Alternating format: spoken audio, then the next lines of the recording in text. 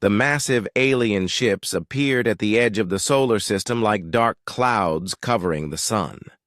There were hundreds of them, each one bigger than anything humans had ever built.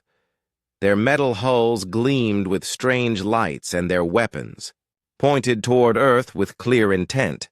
Commander Kim Dae-ho stood on the bridge of the space station New Seoul, watching the enemy fleet through the large windows. His hands were steady, but his heart was beating fast. He had trained for this moment his whole life, but seeing it happen was different from any simulation. "Sir, we're getting a message from the alien fleet," said Lieutenant Park Ji-woo, looking up from her communication station. Her voice was calm, but Kim could see the worry in her eyes.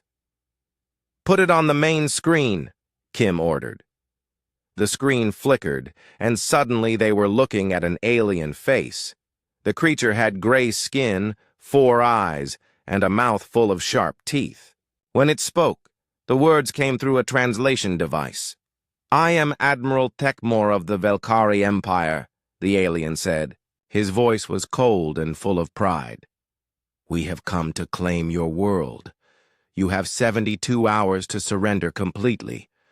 Your governments must give up all power. Your military must lay down all weapons. Your people must accept their new position as servants of the Empire." Kim felt anger rise in his chest, but he kept his face calm. Around him, the other officers waited for his response. The alien continued speaking. "Do not think you can fight us. We have conquered 23 worlds before yours. We have weapons that can destroy planets. We have shields that cannot be broken. Your primitive technology is nothing compared to ours." The screen showed images of other worlds the Velkari had conquered. Cities in ruins, alien creatures kneeling in defeat, whole populations working as slaves in massive factories. "We have studied your broadcasts for many years," Admiral Tekmor said with what looked like a smile. "You spend your time watching entertainment programs and fighting small wars with each other. You are weak, divided, and unprepared. This will be easy for us." Kim stepped forward. "This is Commander Kim Dae-ho of the Terran Defense Force. We have received your message." "Good," the alien admiral said. "Then you understand. Surrender now, and we will let most of your people live. Refuse, and we will turn your planet into dust and rocks." "We need time to consider your offer," Kim said carefully. The alien laughed, a sound like breaking glass. "Of course you do. You are scared, as you should be. 72 hours, human. Use them wisely. They may be the last hours your species has." The screen went dark. For a moment, the bridge was completely quiet. Then Lieutenant Park spoke up. "Sir, should I contact Earth? Command?" Kim nodded. "Yes, but use Channel 7. Park's eyes widened slightly. Channel 7 was the most secret communication line in the human military. Only a few dozen people in the entire solar system even knew it existed. As Park worked at her station, Kim walked to the large windows and looked out at the alien fleet. The ships were arranged in perfect formations, showing off their power. But Kim noticed something else. They were positioned exactly where human military planners had predicted they would be. "Connection established, sir," Park reported. The screen showed a new face. This was Admiral Kang Tae-min, the head of all human space forces. He was an older man with gray hair and scars on his face from old battles. "I saw the alien broadcast," Admiral Kang said. "The whole system saw it. Are we ready?" "Yes, sir," Kim replied. "All stations report ready. The packages are in position." "And our guests still don't suspect anything?" Kim looked back at the alien fleet. "No, sir. They think we're primitive and scared. They're not even running deep. Scans of the system. Admiral Kang nodded. Good. Begin Phase 1 immediately. Make it look real. The screen went dark again. Kim turned to his crew. You heard the Admiral. Begin Phase 1. What happened next would have looked like chaos to anyone watching. Alarms began ringing on the station. Officers started running back and forth, shouting orders. Some of them even looked scared. But it was all an act. On Earth, news broadcasts began showing panic in the streets. Government officials appeared on television, arguing with each other about what to do. Some called for immediate surrender. Others demanded they fight back with everything they had. Military leaders gave interviews where they admitted human weapons were no match for alien technology. In the asteroid belt, mining ships received new orders, but these were not ordinary mining ships. Hidden inside their cargo holds were weapons more powerful than anything the aliens had ever faced. The miners were not really miners at all, but soldiers who had been waiting years for this moment. On the moon, what looked like research stations began to change. Panels slid back to reveal massive gun barrels. Scientists put on military uniforms. They had kept hidden for decades. Underground bunkers that were supposed to store moon rocks were actually filled with warships. Mars was the same. The terraforming equipment was real, but it could also be used as weapons.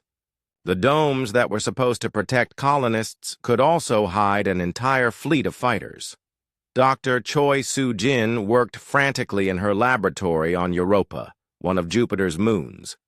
To anyone watching, she looked like a scientist trying desperately to find some way to save humanity. In reality, she was putting the final touches on weapons that had been in development for 30 years.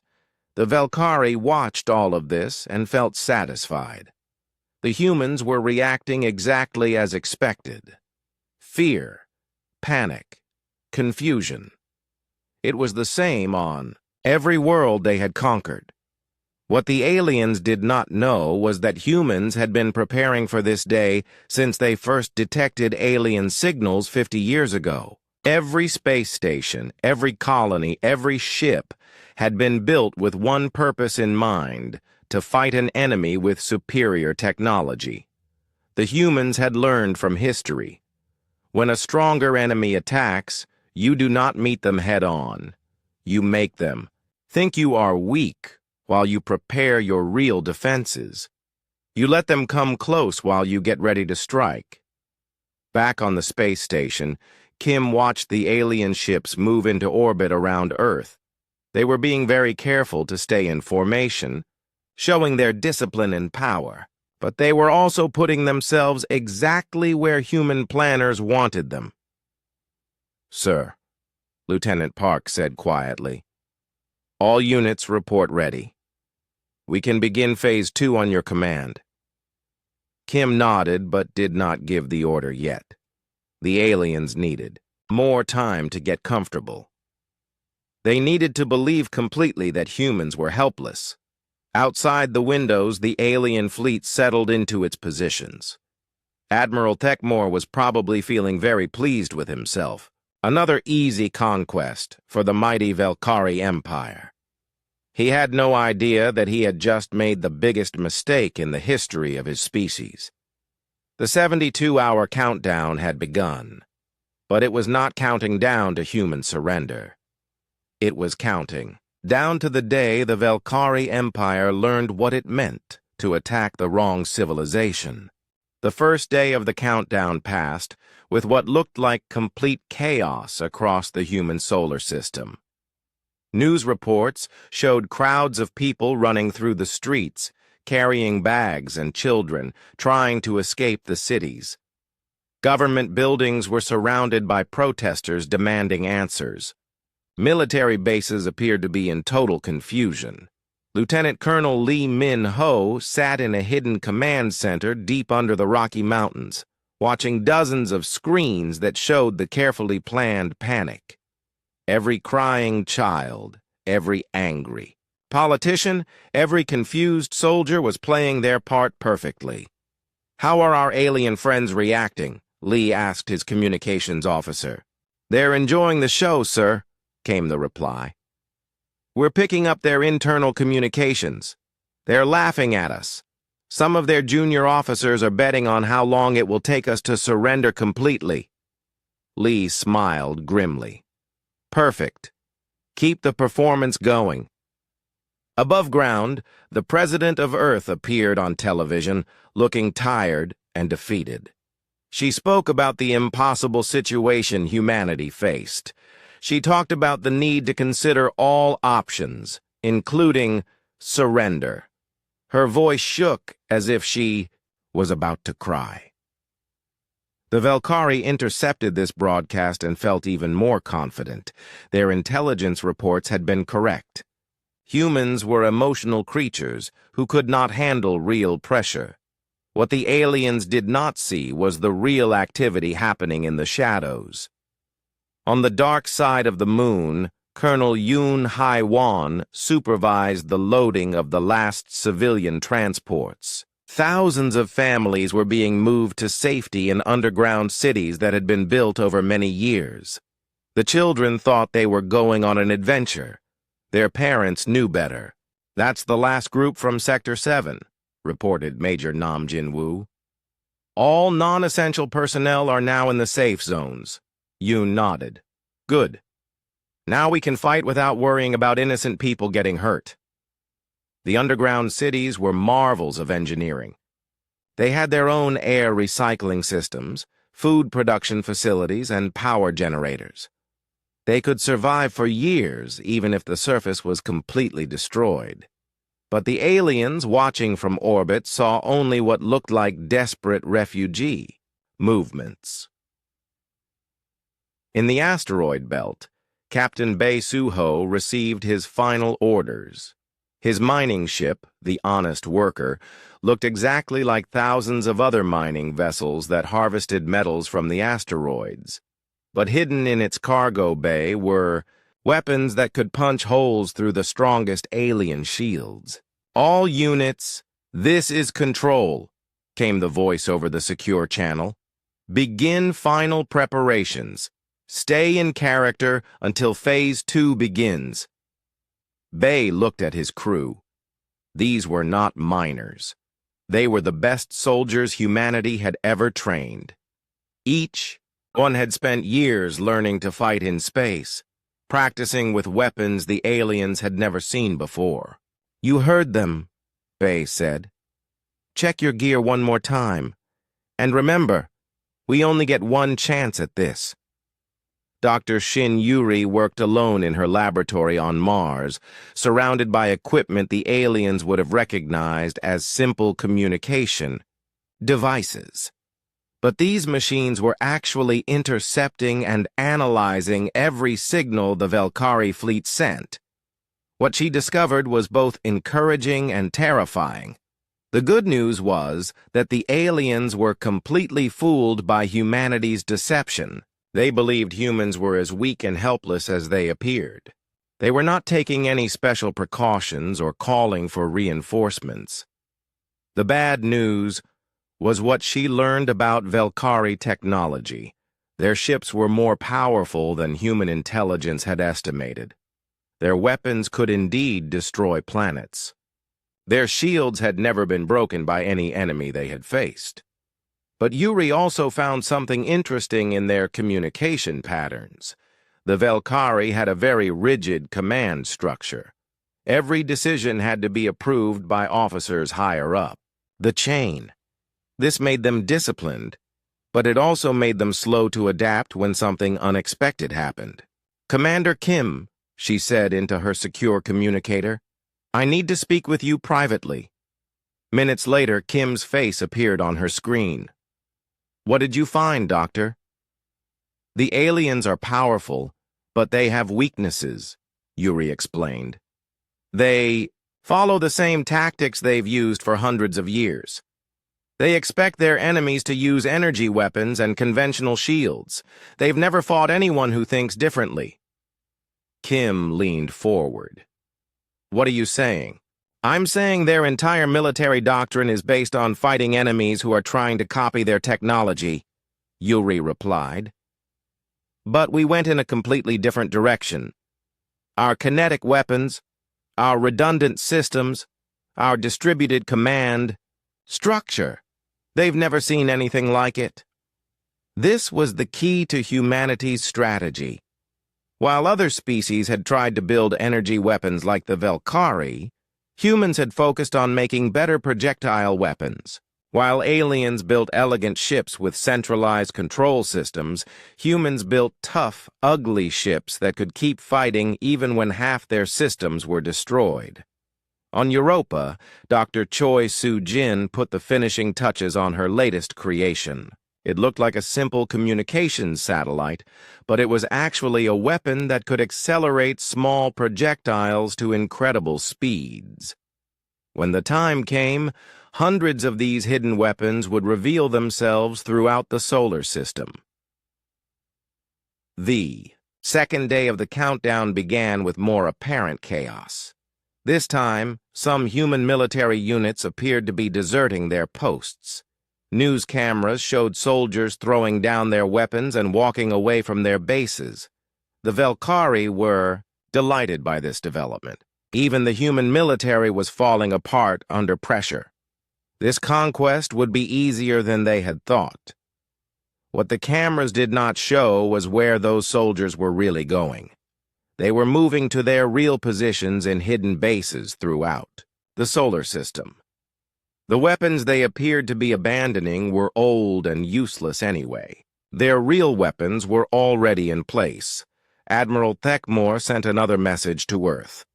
"Humans," he said, his voice full of amusement, "we can see your military is collapsing.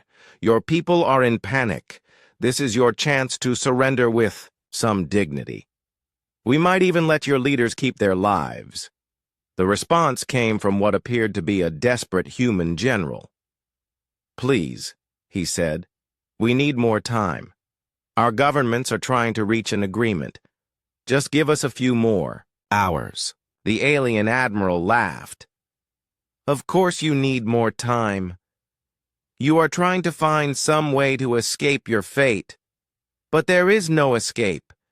We will wait, because watching you struggle is entertaining." Back in the hidden command center, Lee Min-ho listened to this exchange and felt his anger grow. The aliens thought human fear was entertaining.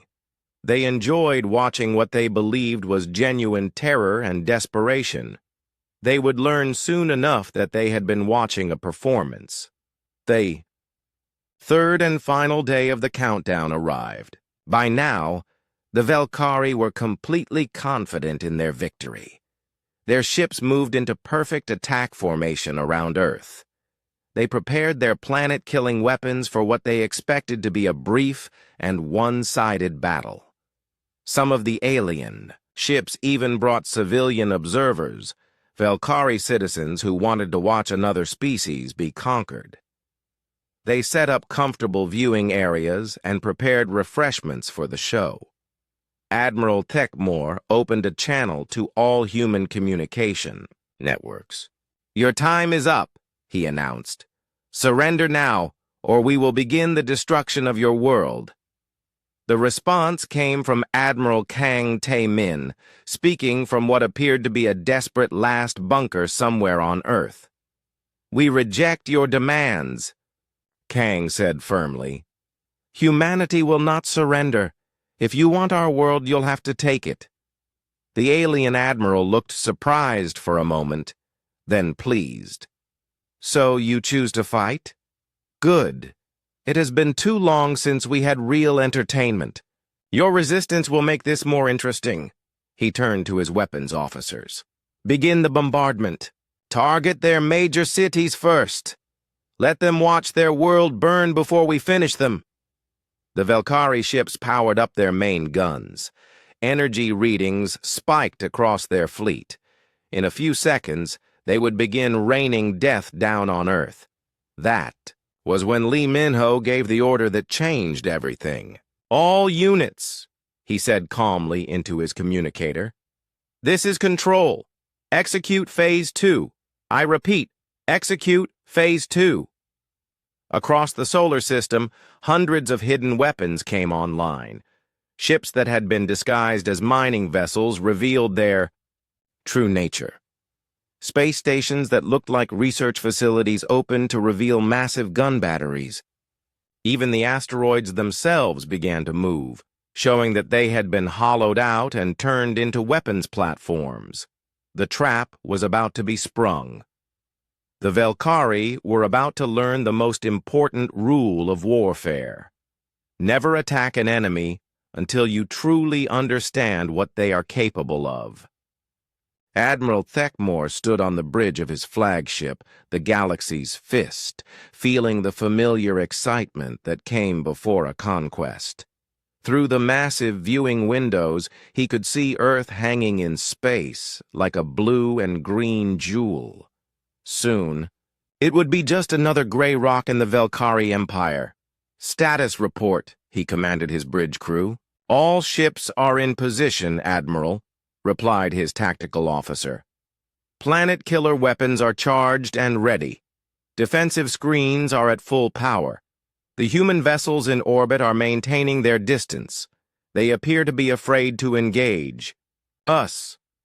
Thekmore nodded with satisfaction. The few human ships that were visible looked pathetic compared to his fleet. Small, primitive vessels that probably could not even damage his shields. Their largest warship was smaller than his smallest escort.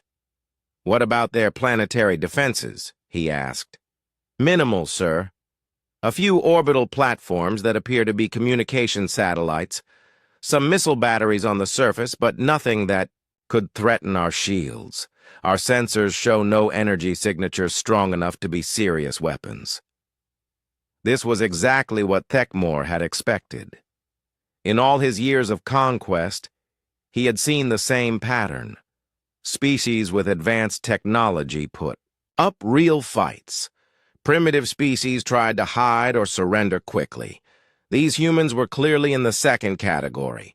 "Admiral," his communications officer said, "we're receiving entertainment requests from the civilian vessels." Thekmore smiled. It was tradition for wealthy Velkari citizens to watch planetary conquests from a safe distance. They enjoyed seeing lesser species learn their place in the galaxy. The viewing ships were positioned well behind the main fleet, equipped with the best sensors money could buy. "Grant their requests," Thekmore ordered. "Let them enjoy the show.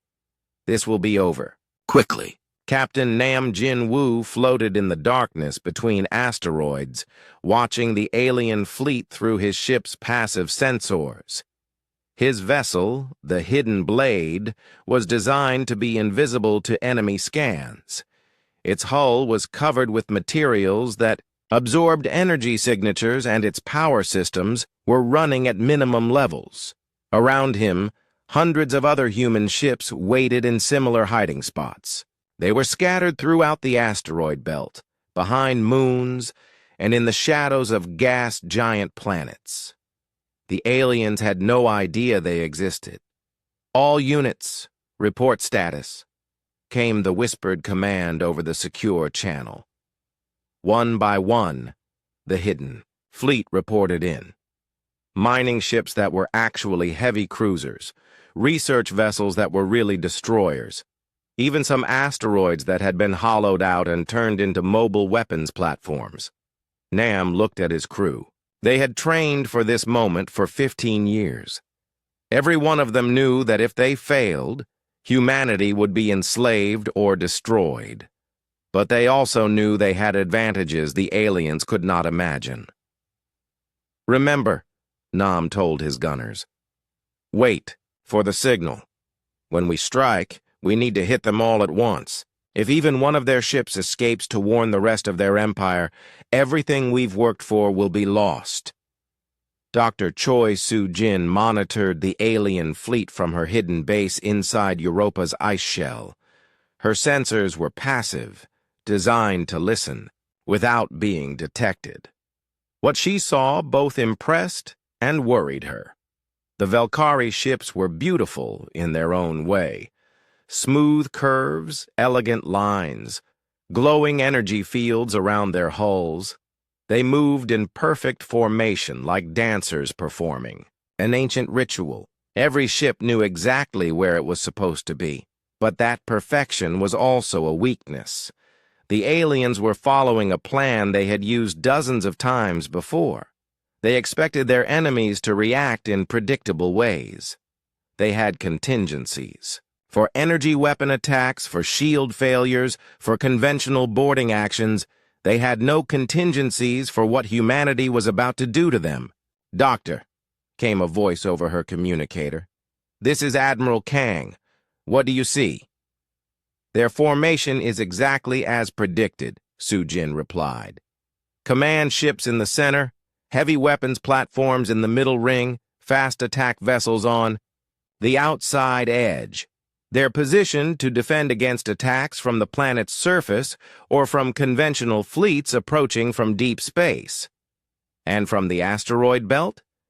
They have a few patrol ships watching that direction, but not many. They don't consider it a threat. Most species don't have the technology to build serious weapons platforms in asteroid fields." Admiral Kang's voice carried a hint of satisfaction. "Most species aren't as stubborn as humans. Continue monitoring. Report any changes immediately." Back on the Valkyrie flagship, Thekmor was reviewing the final attack plan with his senior officers. It was a simple plan because it had always worked before. "First, we demonstrate our power by destroying their orbital installations," he explained, pointing to a holographic display of Earth's vicinity. "This usually causes immediate surrender. If they are foolish enough to continue resisting, we begin targeting their major population centers." "What about their fleet, Admiral?" asked his weapons officer. Thekmor glanced at the tactical display, showing the handful of human ships maintaining their distance. "What fleet? Those few vessels are probably trying to decide whether to run or surrender. If they approach us, destroy them quickly. If they try to flee, let them go. Survivors can spread word of our power to other systems." It was a reasonable plan based on centuries of successful conquests. The Valkyrie had perfected the art of intimidation. Show overwhelming force, demonstrate the futility of resistance, accept surrender with the proper ceremony. The only problem was that they had never faced an enemy who refused to be intimidated. "Admiral," the sensor officer reported, "we're detecting some unusual activity in the asteroid belt. Increased electromagnetic signatures, movement patterns that don't match natural orbital mechanics." Thekmor frowned. "Specify." "It could be mining operations, sir. The humans probably have automated equipment harvesting metals and other materials. The signatures are too weak to be weapon systems." "Maintain observation, but don't let it distract you from the main operation," Thekmor ordered. He had seen similar readings around other conquered worlds. Primitive species often had basic mining operations in their outer systems. What he did not know was that those mining operations included railguns that could accelerate projectiles to significant fractions of light speed, and that the automated equipment was actually the most advanced stealth fleet ever built by any species in the galaxy. The countdown reached its final hour. Thekmor opened communications with Earth one last time, mainly for the entertainment of his civilian observers. "This is your final opportunity," he announced to the human leadership. "Surrender now, and we will allow your species to continue, existing as servants of the Empire. Refuse, and we will reduce your world to rubble." The response came from Admiral Kang, who appeared on screen in what looked like a desperate command bunker. His uniform was rumpled, his face showed strain, and his voice carried the weight of impending defeat. "We have discussed your terms," Kang said slowly, "and our answer is no. Humanity will not kneel to you or anyone else. If you want our world, you'll have to fight for it. Thekmor had heard similar defiance before, usually from species that surrendered within minutes once the shooting started. Very well, he said. You have chosen extinction over wisdom. Begin the bombardment. The order went out across the Velkari fleet. Massive energy weapons began charging to full power. Targeting systems locked on to Earth's major cities and orbital installations. In the observation ships, wealthy civilians settled back to watch another world fall to Velkari might. "Weapons ready, Admiral," reported the tactical officer. "Fire when ready," Thekmor commanded. The first salvo of planet-killer beams lanced out toward Earth, carrying enough energy to vaporize mountains and boil oceans. The beams struck what appeared to be communication satellites orbiting the planet, and nothing happened. The satellites absorbed the energy and converted it into power for their own systems. What the Velkari thought were simple communication devices were actually advanced shield generators that had been disguised to look harmless. "Sir," the tactical officer said, confusion clear in his voice, "our weapons had no effect. Sensors show the targets are still intact and operational." Thekmor stared at the tactical display. This was impossible. Nothing could withstand a direct hit from Velkari planet-killer weapons. Their energy output was measured in the destruction of worlds. "Increase power and fire again," he ordered. The second salvo was even more powerful than the first. The beams struck Earth's orbital defenses with enough force to crack a moon. The defenses held. "Admiral," the communications officer said urgently, "we're receiving a transmission from the human fleet." On the main screen, Admiral Kang appeared again, but now he was smiling, and his uniform looked much neater than before.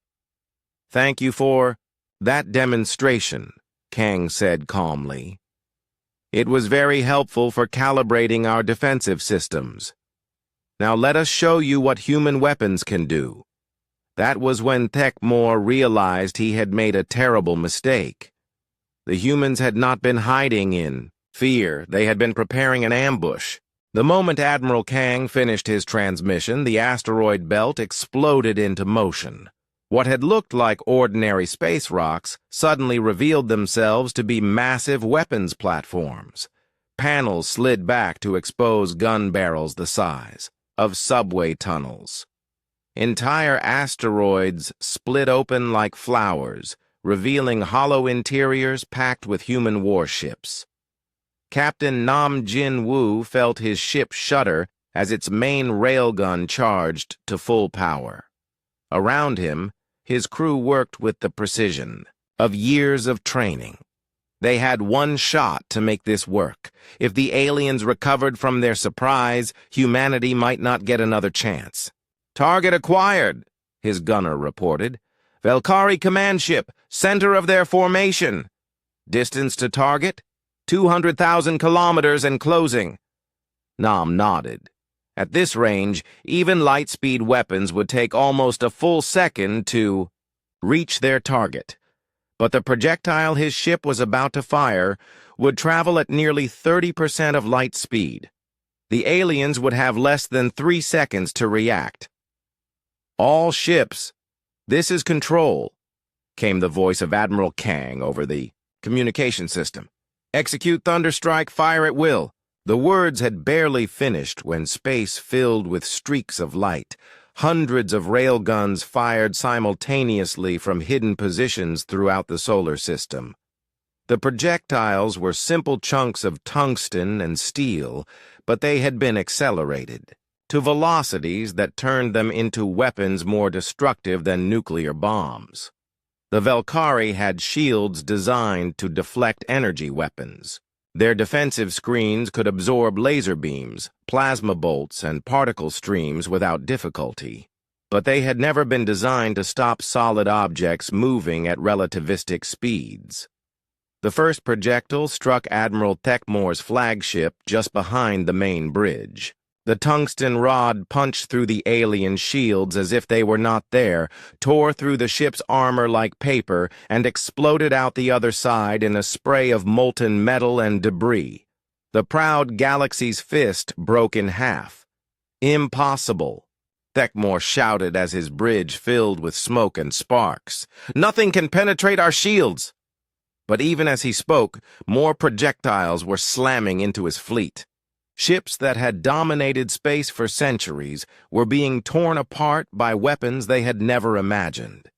The elegant Velkari formations dissolved into chaos as captains tried desperately to evade attacks coming from every direction. Commander Bay. Suho watched from his disguised mining ship as a Velkari heavy cruiser exploded under the impact of 3 railgun rounds fired in sequence. The alien ship's beautiful curves became twisted wreckage spinning through space. "That's for every world you've conquered," Bay said quietly. His crew was already loading the next projectile. The railgun system could fire every 30 seconds, and they had prepared hundreds of rounds for this battle. But the Velkari were not helpless. As soon as they recovered from their initial shock, they began to fight back with weapons that had destroyed countless civilizations. Beams of pure energy lanced out from the surviving alien ships, seeking the human weapons platforms. Where the beams struck asteroids, entire chunks of rock vaporized instantly. The aliens might not have expected kinetic weapons, but they were still the most advanced military force in the known galaxy. "Incoming fire!" Nam's sensor officer called out. "Multiple energy weapons targeting our position." Nam's ship was hidden inside a hollowed-out asteroid, but that would not protect them from a direct hit by Velkari planet killers. "Evasive maneuvers! Use the rock as cover!" The asteroid began to move, powered by hidden thrusters built into its core. To the aliens, it looked like a piece of space debris had suddenly come to life. In reality, it was a mobile fortress carrying enough firepower to threaten their largest ships. Dr. Choi Soo-jin monitored the battle from her hidden laboratory, tracking the performance of human weapons against alien defenses. What she saw was both encouraging and terrifying. The human surprise attack had been devastatingly effective. Nearly a quarter of the Velkari fleet was already destroyed or badly damaged.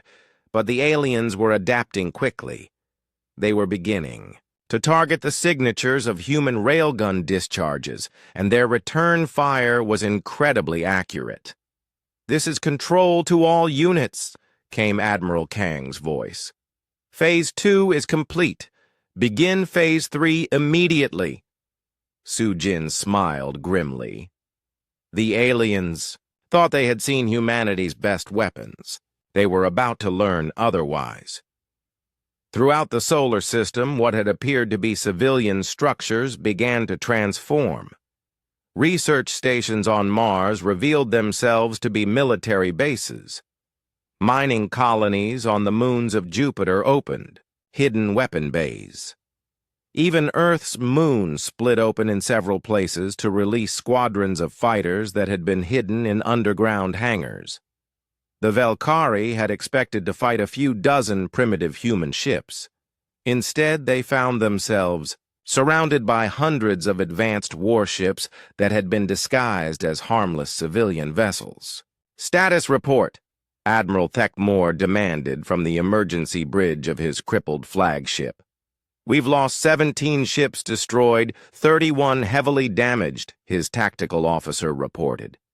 "Enemy forces are—" "Sir, we're detecting over 400 human combat vessels. How is that possible?" Thekmore stared at the tactical display in disbelief. The humans had not just hidden a few weapons. They had hidden an entire fleet.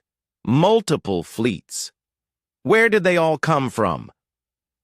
"Unknown. Sir, our long-range sensors never detected this level of military buildup. It's as if they appeared from nowhere."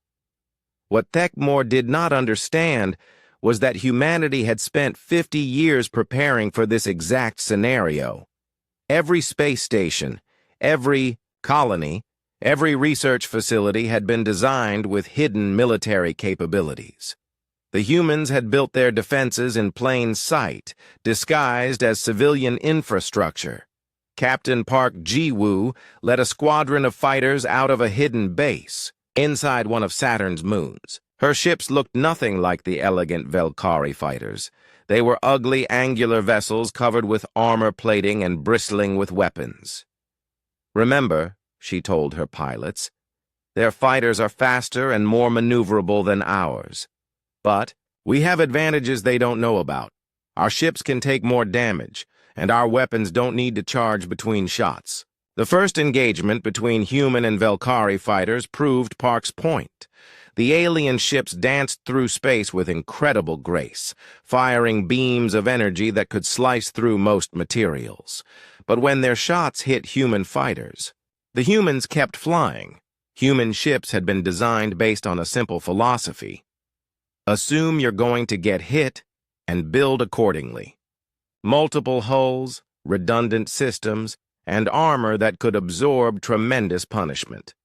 They were not pretty, but they were incredibly tough. When the human fighters fired back, their weapons were equally crude but effective. Rapid-fire, kinetic, guns that sent streams of metal slugs at their targets. The Valkyrie shields could stop energy weapons, but solid projectiles moving at high speed punched right through. "This is impossible," muttered a Valkyrie fighter pilot as his wingmate exploded under a barrage of human gunfire. "Their weapons are primitive. How are they hurting us?" The answer was simple. The humans had studied every piece of alien technology they could find for decades. They had learned exactly how Valkyrie shields worked, and they had designed weapons specifically to defeat them. Admiral Thekmore tried to regroup his scattered fleet, but the humans were not giving him time to think. Attacks came from every direction. Ships he thought he had destroyed kept fighting with half their systems offline. Weapons platforms he had never seen before emerged from hiding spots throughout the system. "Sir," his communications officer said urgently, "we're receiving a transmission from the human admiral." Admiral Kang appeared on the main screen, and now he was clearly in a proper military command center rather than a desperate bunker. "Admiral Thekmore," he said politely, "I believe you wanted to demonstrate your superior technology. How is that working out for you?" Thekmore's face twisted with rage. "You cannot defeat us! We have conquered dozens of worlds! Our empire spans half the galaxy! Your empire conquers primitive civilizations that try to fight you with your own weapons," Kang replied calmly. "But humanity learned a long time ago that when you face a superior enemy, you don't try to beat them at their own game. You change the rules." Behind Kang, tactical displays showed the current state of the battle. The Valkyrie fleet was being systematically destroyed by weapons they had never encountered, tactics they had never faced, and an enemy that refused to follow the usual pattern of galactic warfare. "This is not over," Thekmore snarled. "Even if you destroy this fleet, the Empire will send more, bigger fleets. We will burn your entire system." Kang smiled. "That's what we're counting on." The transmission ended, leaving Thekmore staring at a blank screen. Around him, his bridge crew worked frantically to coordinate what remained of his fleet. But the humans had prepared for this battle far better than he had ever imagined. The trap had been sprung perfectly. Now came the part that would truly shock the galaxy. The battle raged for 6 hours, and with each passing minute, the Valkyrie learned new and terrible things about human warfare. Major Im So-young piloted her fighter through a cloud of debris that had once been a Valkyrie destroyer. Her ship, the Soul's Vengeance, was scarred and battered, but still flying. Around her, the space battle had turned into something no military academy had ever taught. "Control, this is Vengeance Leader," she reported over the communication system. "The aliens are trying to form a defensive circle around their remaining command ships." "Copy that, Vengeance Leader," came the reply from Admiral Kang. "All units, implement Pattern 7. Im smiled grimly. Pattern 7 was something only humans would have thought of. Instead of attacking the alien defensive formation directly, the human ships would use the wreckage from earlier battles as weapons. The railgun-equipped ships began firing at the floating debris around them, accelerating chunks of destroyed Valkyrie vessels to high speed and hurling them at the remaining alien fleet. The Valkyrie found themselves being attacked by pieces of their own ships, moving too fast and too randomly for their targeting systems to track effectively. "This is madness," shouted Captain Vexhar from his heavy cruiser. "They're using our own hulks against us." But that was only the beginning of humanity's unconventional tactics. Chief Engineer Oh Dong-hyuk worked frantically in the engine room of the human battleship Iron Will. His ship had taken severe damage from Valkyrie energy weapons, but instead of retreating for repairs, he was doing something that would have horrified alien engineers. "Are you certain this will work?" asked Commander Yoon Hai-won, who was coordinating the ship's damage control efforts. "No," Oh replied honestly, "but that's what makes it interesting." What Oh was doing was deliberately overloading the ship's fusion reactors while simultaneously rerouting all power to the forward shields. In any sane universe, this would cause the ship to explode. But Oh had calculated that if he timed it exactly right, the explosion would be contained and directed forward, turning his entire ship into a massive projectile weapon. "All hands brace for impact," Yoon announced over the ship's communication system. The Iron Will shot forward like a bullet, powered by its own controlled explosion. It slammed into a Valkyrie heavy cruiser at tremendous speed, punching completely through the alien ship's hull and emerging from the other side in a shower of sparks and molten metal. Somehow the human ship was still intact and fighting. "Engineering to bridge," Oh reported calmly. "We're going to need some new paint, but all systems are operational." This kind of insane bravery and innovation was happening throughout the human fleet. Ships that should have been destroyed kept fighting with jury-rigged repairs. Weapons that should have been impossible were being improvised from spare parts. Human crews were adapting to battle damage in ways that left their alien enemies confused and terrified. Dr. Shin Yuri had been monitoring Valkyrie communications throughout the battle, and what she heard told her everything she needed to know about humanity's chances.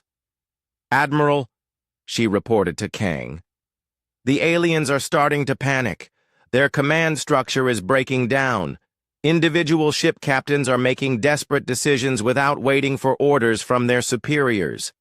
This was exactly what human strategists had hoped for. The Valkyrie were disciplined and effective when following established procedures, but they had no experience dealing with chaotic, unpredictable warfare. "Their weakness is their strength," Kang observed. "They're so used to overwhelming inferior enemies that they never learn to adapt when things go wrong."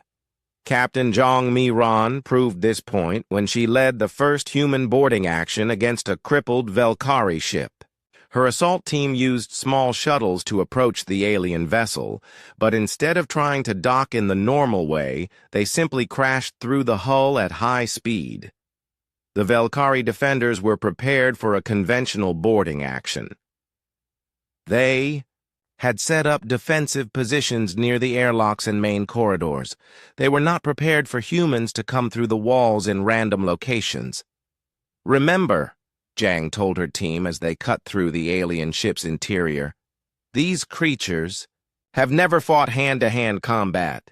Their technology makes them feel invincible. but take away their fancy weapons and they're helpless. She was right.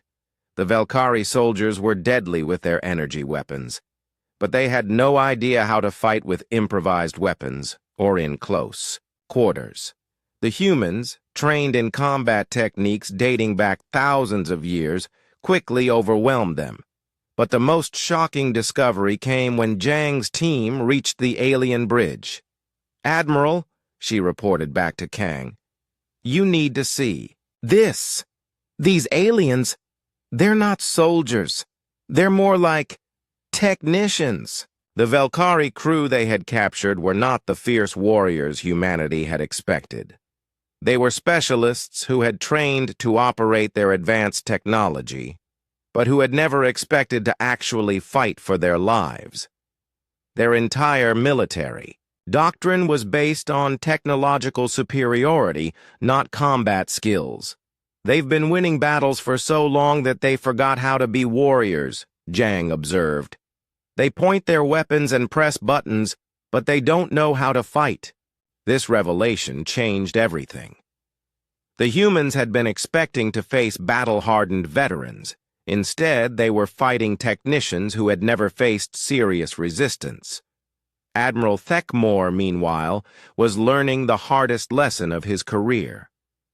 From the bridge of his dying flagship, he watched his supposedly invincible fleet being systematically destroyed by an enemy he had dismissed as primitive. "Status report," he demanded, though he was not sure he wanted to hear the answer.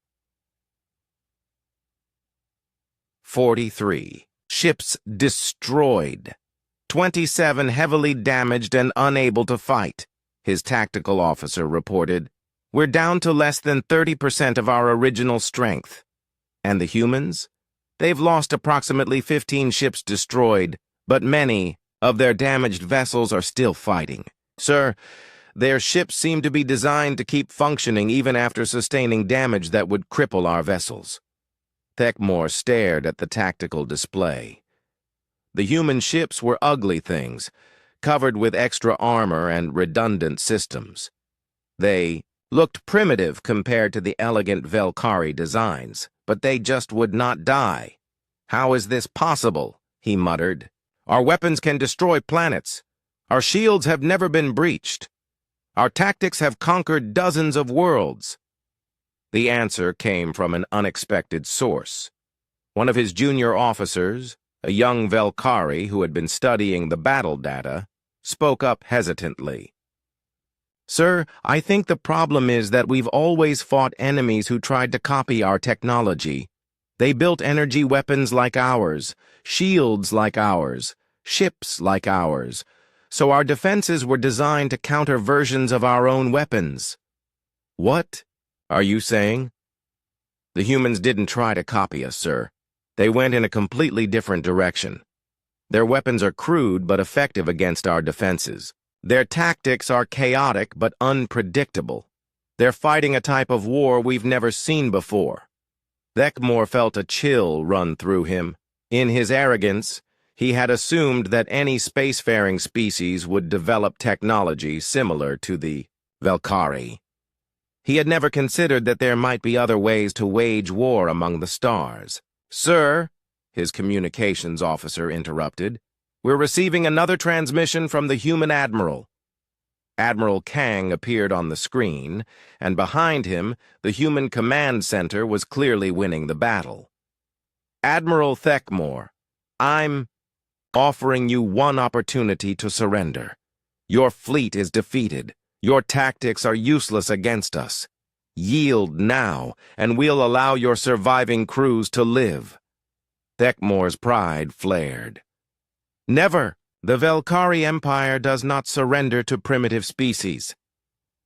"Then you've learned nothing from this battle," Kang replied sadly. "You're still thinking like a bully who has never met anyone willing to fight back. But that's about to change." "What do you mean?"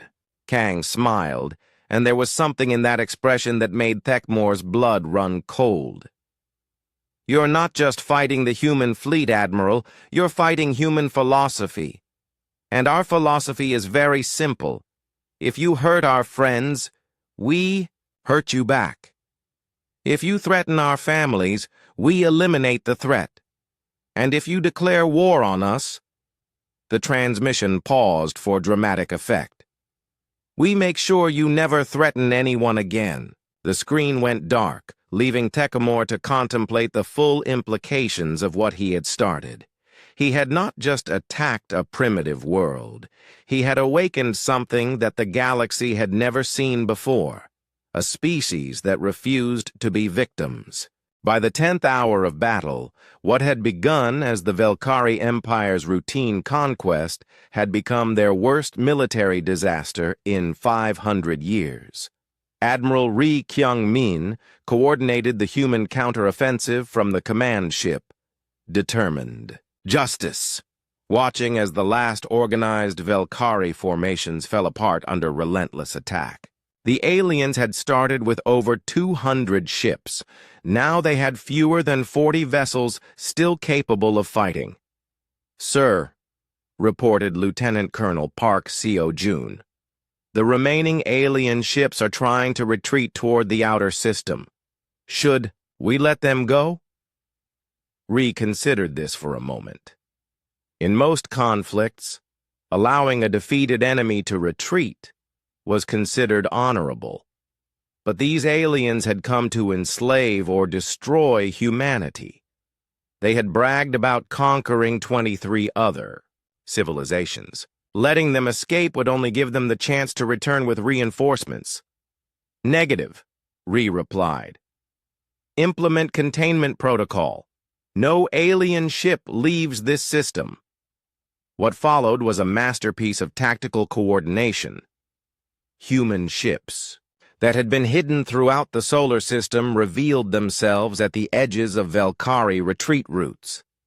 The aliens found themselves trapped in a cage made of asteroid bases, moon fortresses, and mobile weapons platforms. Captain Bae Suho, commanding the disguised mining vessel Honest Worker, watched a group of Velkari ships approach his position at high speed. They were running from the main battle, hoping to escape into hyperspace before the humans could stop them. "Target the lead ship," Bay ordered his gunners. "Disable their hyperspace drive if possible. We want prisoners." The railgun fired, sending a tungsten projectile at nearly light speed toward the fleeing aliens. The shot was perfectly calculated to strike the Velkari ship's engine section without destroying the entire vessel. The alien ship tumbled out of control, its hyperspace capabilities crippled. The other vessels in the group immediately changed course only to find themselves facing another disguised human ship from a different direction. Within an hour, the trap was complete. Every surviving Velkari vessel was either captured, crippled, or destroyed. The mighty fleet that had expected an easy conquest was now scattered wreckage floating in human space. Lieutenant Colonel Park Seo-jun led the boarding party that captured Admiral Tekkamore himself. The alien commander was found on the bridge of his crippled flagship, staring in shock at the tactical displays that showed the complete destruction of his fleet. "You," he said when he saw Park approaching. "How is this possible? Your species is primitive. Your technology is inferior. You should not have been able to defeat us." Park looked around the alien bridge, noting the elegant design and advanced technology. "You're right," he said. "Our technology is inferior. Our ships are uglier than yours. Our weapons are cruder than yours. But you made one crucial mistake." "What mistake?" "You assumed that having better technology means you're better at fighting," Park explained. "But technology is just tools. Fighting is about will, determination, and the refusal to give up even when everything seems hopeless. And humans have been practicing that for our entire history." Tekkamore was taken to a human interrogation facility where specialists began the delicate process of extracting information about the Velkari Empire. What they learned was both encouraging and terrifying. Dr. Moon Hee-jin, the xenobiologist in charge of studying the captured aliens, made several important discoveries. The Velkari were indeed technologically superior to humanity in many ways. Their ships were faster, their energy weapons more powerful, their shields more advanced. But they had a critical weakness. They had become completely dependent on their technological advantages. They had not fought a serious war in over a century. Their military training focused on operating advanced equipment, not on actual combat skills. It's like they're pilots who have only ever flown with autopilot, Moon explained to Admiral Kang. When they encounter turbulence the computer can't handle, they don't know how to fly manually. The interrogation of Admiral Thekmor revealed even more disturbing information. The Velkari Empire was not the most powerful force in the galaxy. They were a mid-level civilization that conquered weaker species while carefully avoiding stronger ones. There are at least 6 other empires more powerful than ours, Thekmor admitted during questioning. We only attack species that are scouts, determined to be inferior. We thought your species fit that description. What made you think we were inferior? Park asked. Thekmor looked uncomfortable. Your entertainment broadcasts, your news reports, your public communications showed a species obsessed with trivial matters, constantly fighting small wars with each other, unable to work together effectively. Our analysts concluded that you lacked the unity and discipline necessary for serious warfare. Park almost laughed. You based your invasion plan on our television shows? It is a standard intelligence-gathering technique, Thekmor replied defensively. Public broadcasts reveal the true nature of a civilization. Your people seemed weak, divided, and emotional. What the aliens had not understood was that human entertainment and news media did not represent humanity's actual capabilities. The Tao shows they had watched were fiction. The conflicts they had observed were relatively minor disputes, not existential wars. And the apparent disunity was actually a sign of a free society where different opinions could be expressed openly. Meanwhile, the real human military had been preparing in secret for 50 years, united by the knowledge that someday, someone would try to conquer their world. As the interrogations continued, Admiral Kang faced a difficult decision. The immediate threat was over. The Velkari fleet was destroyed.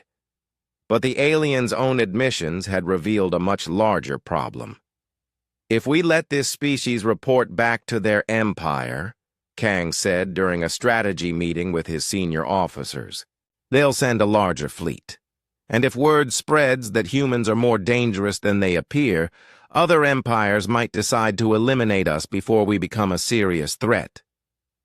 Commander Kim Dae-ho, who had been present since the first alien ultimatum, spoke up.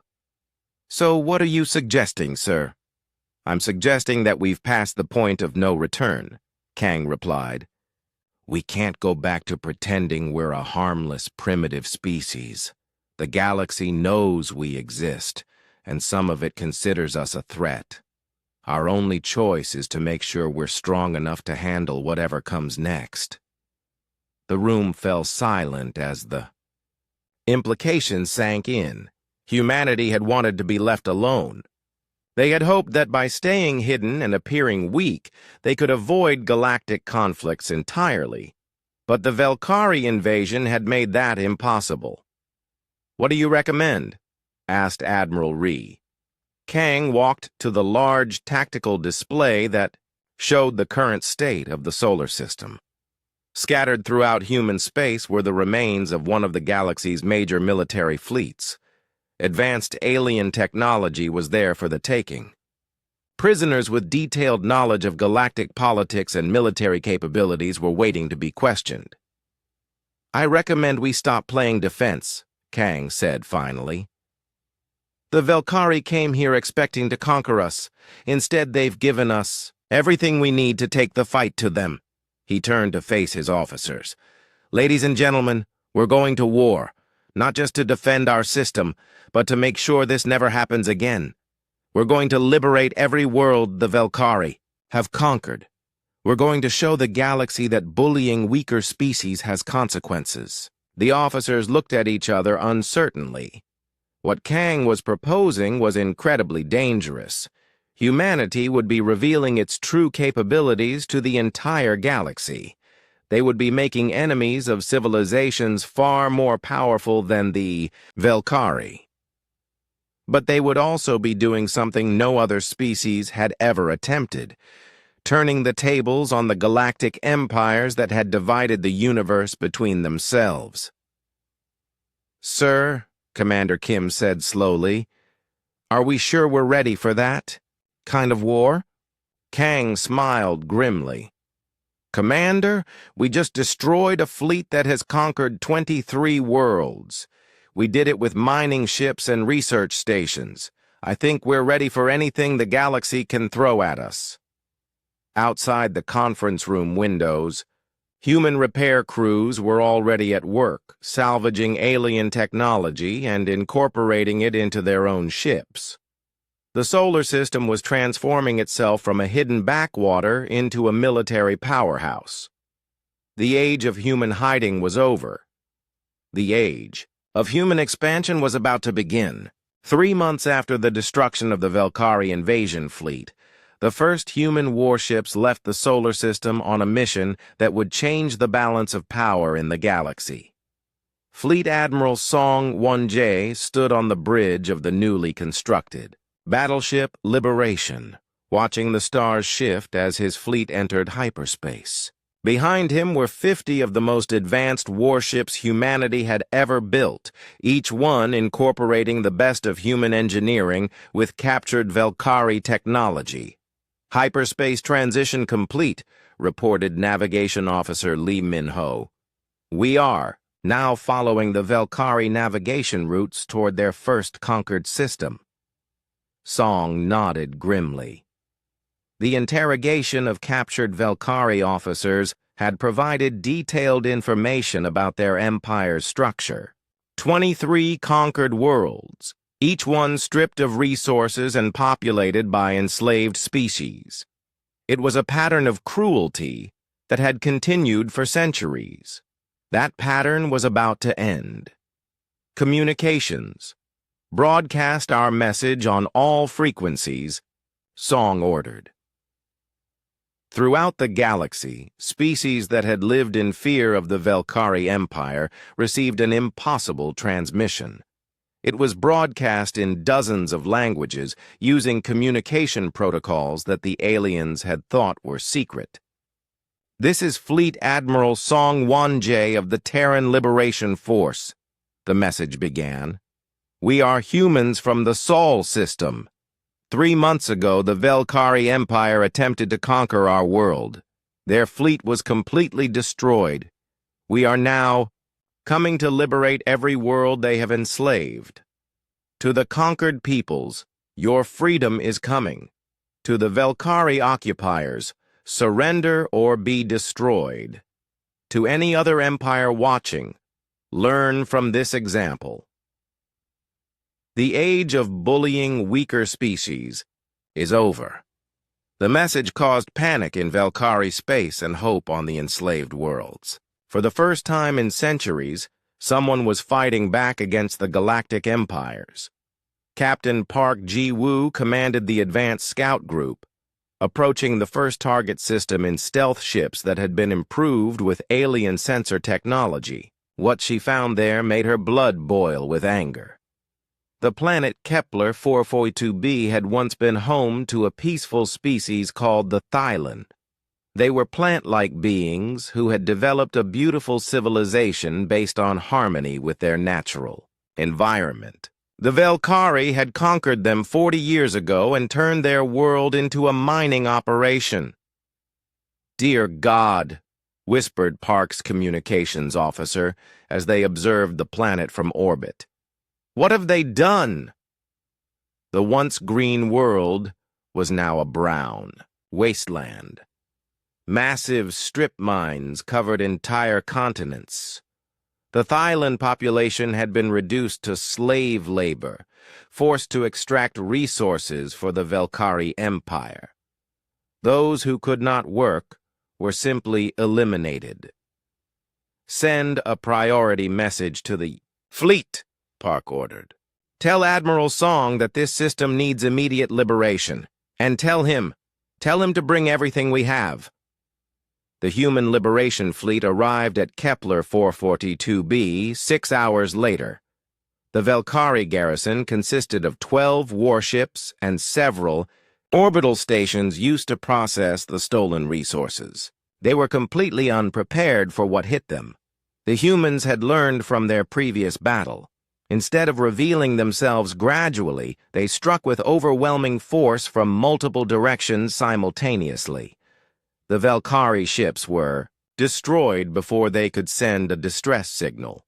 The orbital stations were captured intact to preserve any enslaved workers inside. Major Imso Young led the first assault team to land on the planet's surface. What she found in the Velkari Administrative Center was a complete record of their crimes, lists of murdered civilians, detailed plans for strip mining operations, reports on the efficiency of different slave labor techniques. "Admiral," she reported back to Song, "we need to see this. These aliens, they're not just conquerors, they're monsters." The liberation of the Thailand took 3 days. Human medical teams worked around the clock to treat slaves who had been worked nearly to death. Engineering units began the massive task of repairing environmental damage. Diplomatic specialists helped establish a new government for the freed Thailand, but the most important work was done by the intelligence teams led by Dr. Moon Hye-jin. They analyzed every piece of Velkari data they could find, learning more about the Empire's structure and weaknesses. "Admiral," Moon reported, "we've discovered something important. The Velkari don't just conquer randomly. They have a systematic approach. They identify species that are technologically advanced enough to be useful, but militarily weak enough to be conquered easily. And they've been planning to expand into new sectors. We found invasion plans for over 40 additional worlds, including some that haven't even achieved spaceflight yet." Song felt his jaw clench. The Velkari weren't just maintaining their current empire. They were actively planning to enslave dozens of additional species. "How long until they realize what happened here?" he asked. "Based on their communication schedules, they'll expect a report from this system in 2 weeks. When they don't get it, they'll send an investigation fleet." Song made a decision that would have seemed impossible just months earlier. "Then we'll be waiting for them. But first, we liberate every other world in this sector." What followed was a campaign unlike anything the galaxy had ever seen. The human fleet moved from system to system, destroying Velkari garrisons and freeing enslaved populations. Each victory provided more intelligence, more resources, and more allies. The species they liberated were amazed by humanity's approach to warfare. Most galactic conflicts were fought between empires of roughly equal strength, with civilian populations suffering under whoever won. But the humans specifically targeted military installations while working to minimize harm to innocent beings. Captain Jang Miran led the liberation of Proxima Centauri b, where a species called the Zorak had been enslaved for over a century. The Zorak were master engineers who had been forced to build weapons for the Velkari.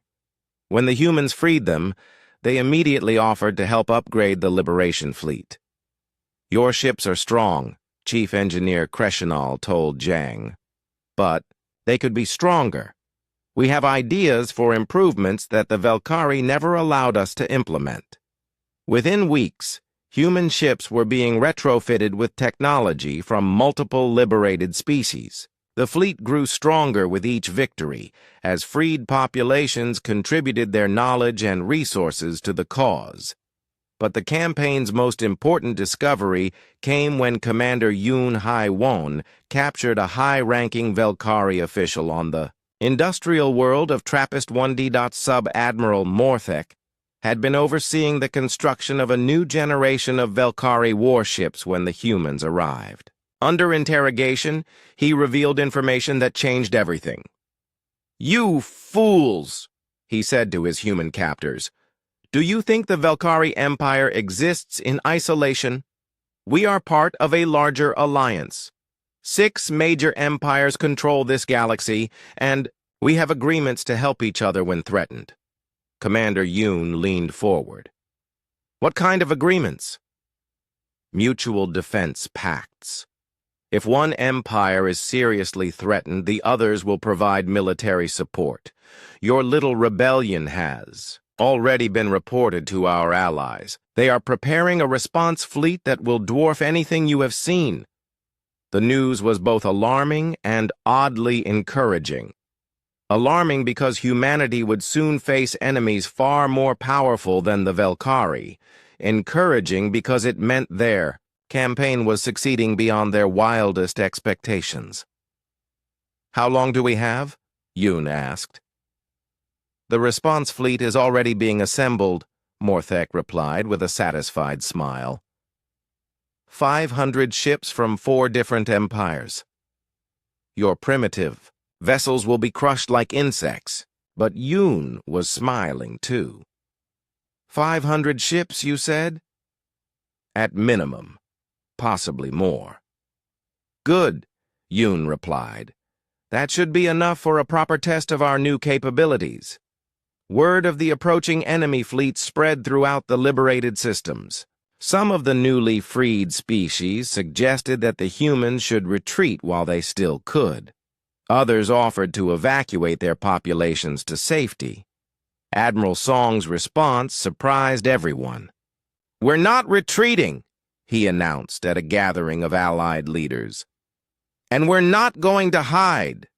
We're going to fight this combined fleet, and we're going to win, because we have something they don't understand." "What is that?" asked Thailand, leader Velnara. "We have allies who choose to fight beside us, not subjects who are forced to serve us," Song replied.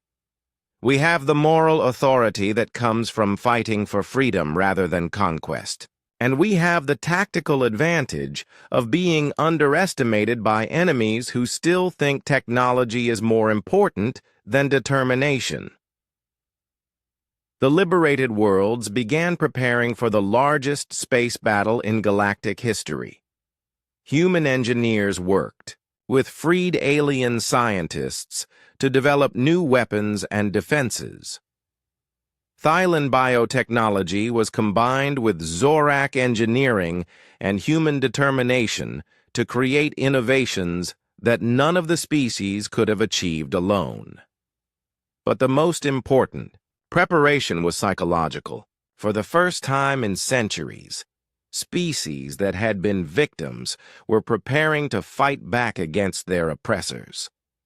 The galaxy was about to learn what happened when people who had nothing left to lose decided to stand up for themselves.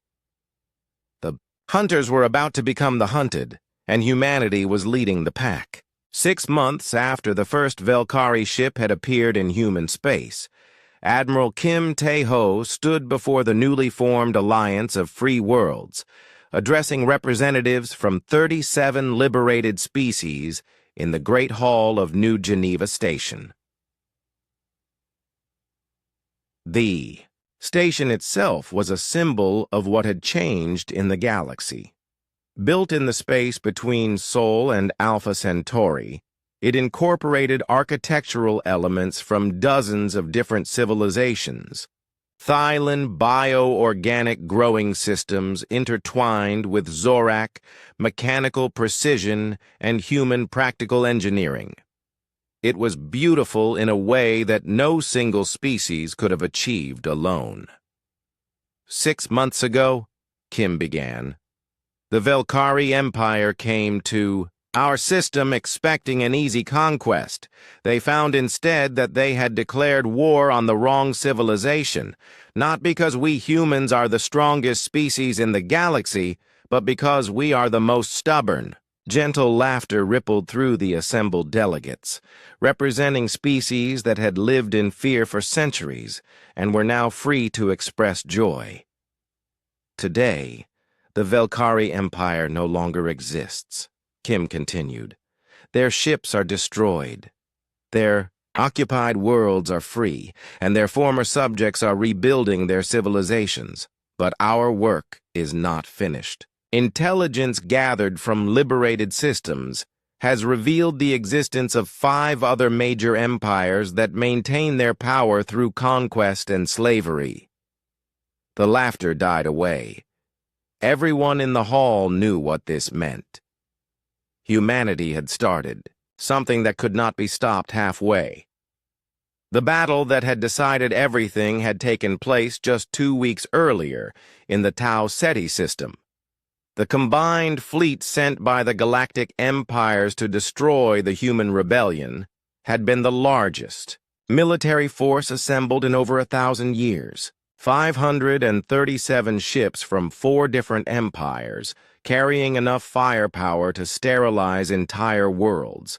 They had expected to face a small group of primitive humans and their recently liberated slaves. Instead, they found a united fleet of over 200 ships crewed by 30 different species, all fighting for the same cause: the right to exist free from imperial domination. Captain Lim Jun-ho had commanded the human flagship New Horizon during that battle, and his after-action report had become required reading in military academies throughout the liberated systems. The Imperial fleet had followed standard tactics, expecting their superior numbers and technology to guarantee victory. They had arranged themselves in the traditional formations that had dominated galactic warfare for millennia. But the Alliance fleet fought differently. Human tactical doctrine, enhanced by the insights and technologies of multiple species, created a new form of warfare that the empires had never encountered: Thylan bioships that could regenerate damage in real time, Zorak engineering vessels that could modify weapons and shields during combat, human ships that refused to die even when half their systems were destroyed, and binding them all together, a command structure based on cooperation rather than dominance. The battle had lasted 18 hours. When it ended, the Imperial fleet was destroyed, and the balance of power in the galaxy had shifted forever. The victory at Tau Ceti was not just a military success, Kim told the assembled delegates. It was proof that free peoples fighting for their survival can defeat any force sent against them, no matter how powerful. But Kim's expression grew serious as he continued. However, we must be realistic about what comes next. Our actions have revealed humanity's true capabilities to the entire galaxy. We can no longer hide behind a facade of primitive weakness. Some civilizations will see us as potential allies. Others will view us as a threat that must be eliminated before we become too powerful. This was the sobering reality that humanity now faced. By liberating the Velkari Empire's victims, they had announced to the galaxy that a new power had emerged. Advanced civilizations that had previously ignored the primitive humans were now taking notice. Dr. Choi Soo-jin, now serving as the Alliance's chief scientist, had spent weeks analyzing intelligence gathered from the destroyed Imperial fleet. Her discoveries were both fascinating and troubling. The galaxy is more complex than we initially understood, she reported to the Alliance leadership. There are not just 6 major empires. There are dozens of civilizations at various levels of development, all interacting in a complex web of alliances, trade agreements, and territorial disputes. And where do we fit into this web? Asked Admiral Song. That depends on the choices we make in the next few months, Sujin replied. Some of the most advanced civilizations have been watching our campaign with interest. They've sent preliminary diplomatic messages suggesting they would like to establish formal contact. Commander Bai Suho, now serving as the Alliance's director of intelligence, had been analyzing these diplomatic overtures. What he found was encouraging, but also concerning. The good news is that the galaxy's most powerful civilizations don't seem to view us as a threat, he reported.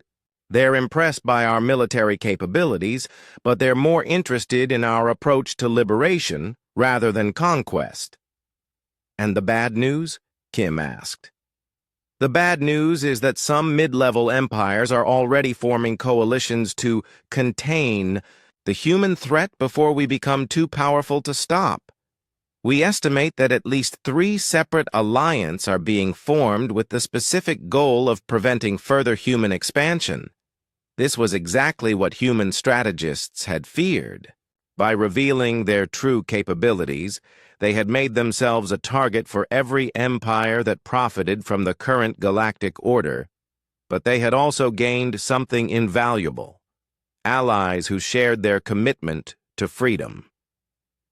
Major Park Seo-jun now commanded the Alliance's Rapid Response Fleet, which had grown to include ships and crews from over 20 different species. These were not conscripts forced to serve an empire, but volunteers who had chosen to fight for the principles humanity represented.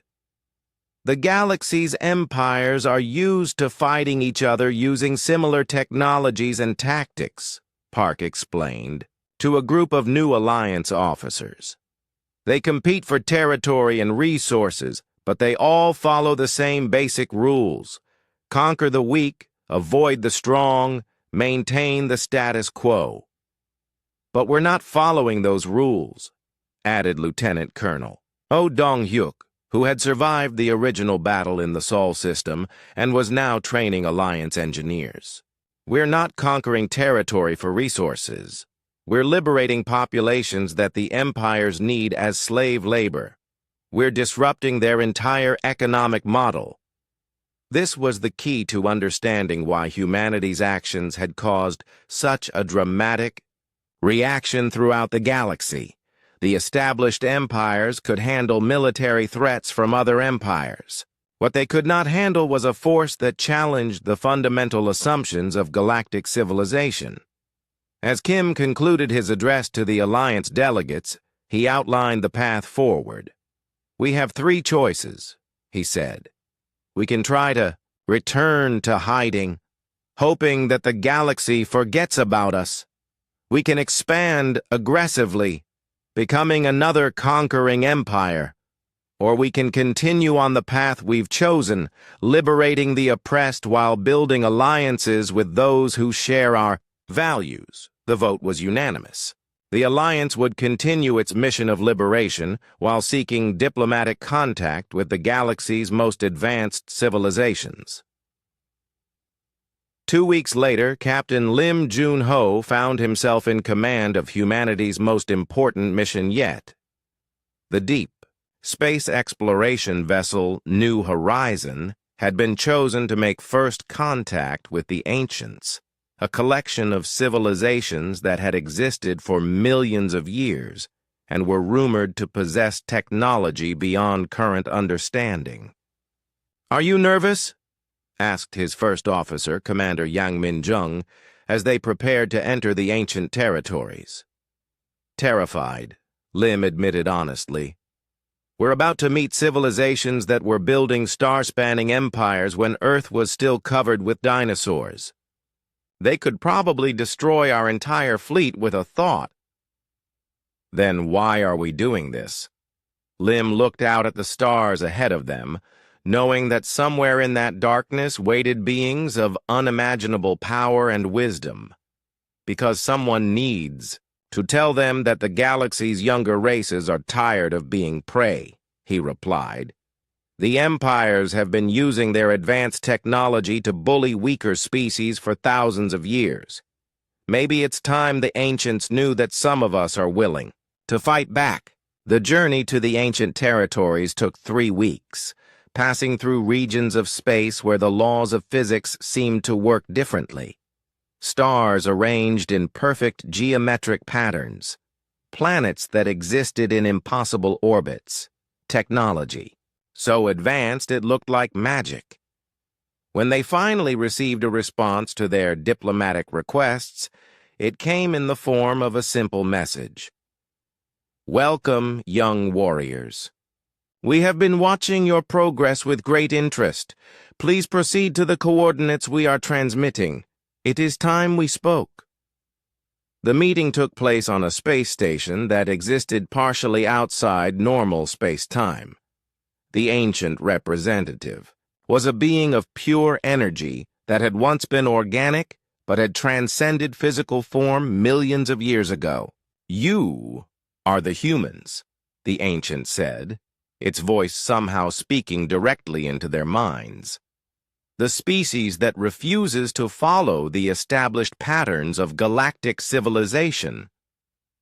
We are, Lim replied carefully.